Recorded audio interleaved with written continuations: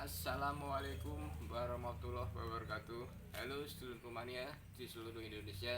Jumpa lagi dengan saya Bayu Hindarto, owner Cari BF Bantu Yogyakarta. Terima kasih sekali atas pertanyaan dari seluruh mania yang menanyakan fungsi gabah merah dan gabah putih. Kualitas seekor burung perkutut yaitu tergantung sekali dengan makanan yang disantapnya.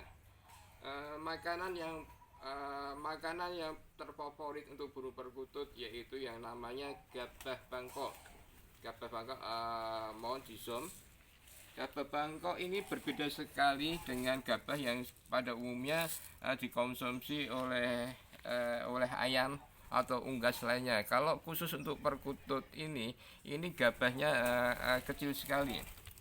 Ini terdiri atas ada dua, yaitu gabah putih dan gabah merah. Gabah merah ini bagus sekali untuk breeding perkutut Anda, karena gabah merah ini mengandung karbohidrat juga protein yang tinggi, di mana gabah tersebut efeknya yaitu menghangatkan tubuh perkutut untuk di kandang ternak, dan juga mengandung vitamin E, bisa meningkatkan produktivitas peternakan Anda. Itu fungsi dari gabah merah. Sedangkan fungsi dari gabah putih itu yaitu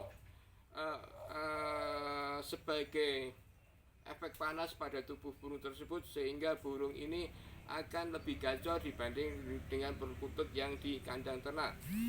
Fungsi dari gabah putih ini selain tadi menggacorkan burung perkutut, yaitu bisa menjernihkan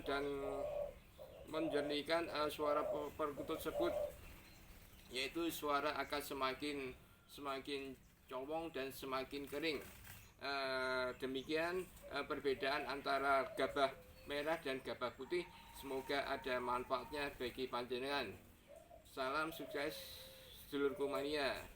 Bila sedulur kumania ingin berkunjung ke biban kami, bisa datang ke Jalan Imogiri Timur, kilometer 13, Perum, Bumi Terminal Permai, Blok 3, nomor 1, Sindat, Jatis Bantul, atau bisa menghubungi nomor saya dengan nomor 0823 3838 5429. Atas perhatiannya diucapkan matur sembah nuwun.